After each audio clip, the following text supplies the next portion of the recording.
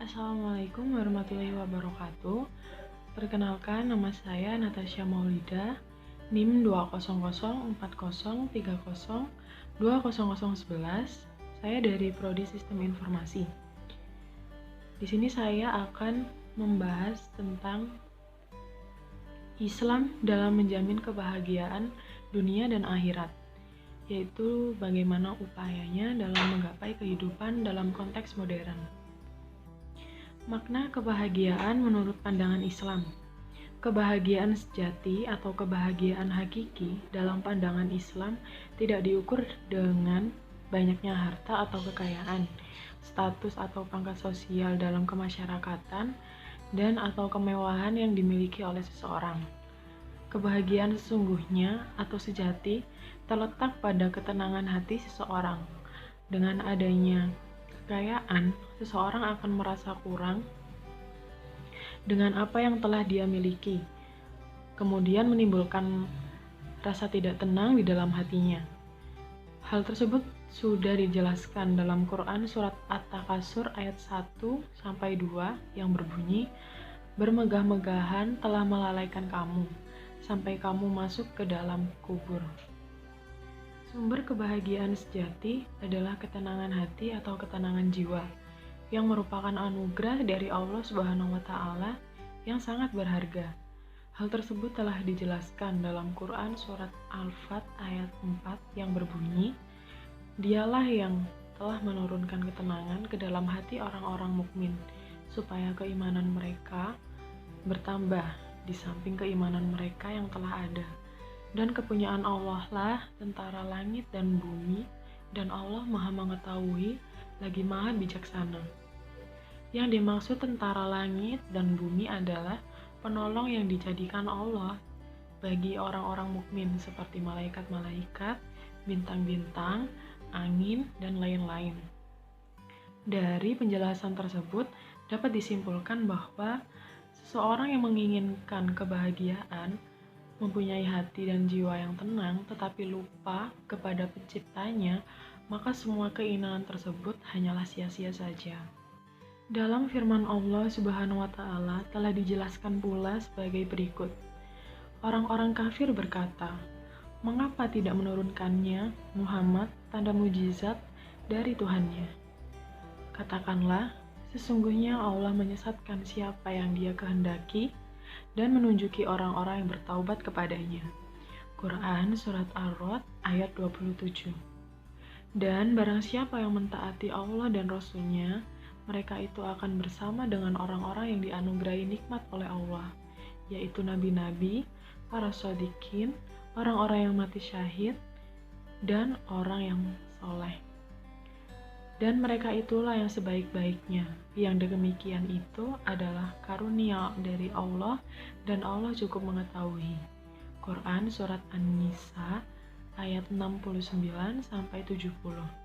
Dan itulah janji-janji Allah kepada hamba-hambanya yang terpilih, maka mereka akan mendapatkan anugerah dan kebahagiaan sejati.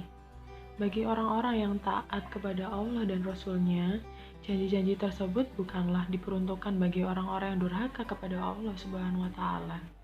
Kemewahan, kedudukan, jabatan, dan segala kemegahan yang ada di dunia ini hanyalah semu belaka dan tidak akan kekal abadi, dan pasti akan musnah dan rusak.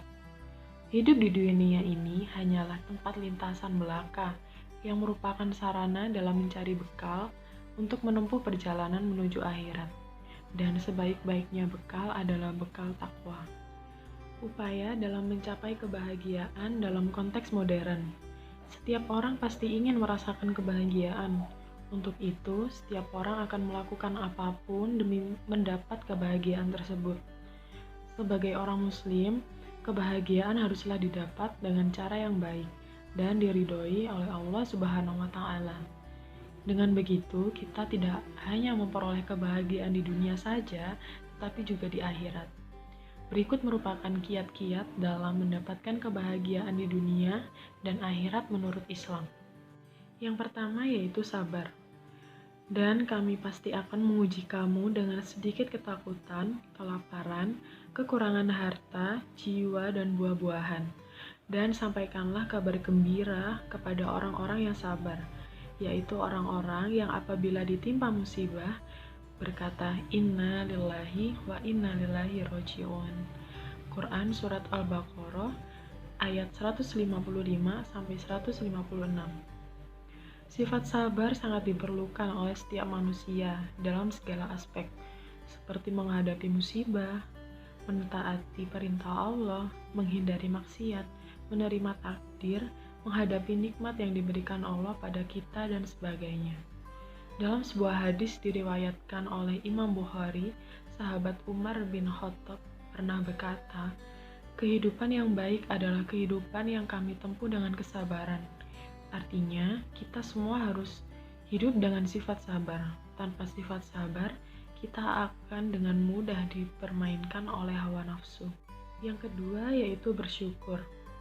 Dan ingatlah ketika Tuhanmu memaklumkan, sesungguhnya jika kamu bersyukur, niscaya Aku akan menambah nikmat kepadamu.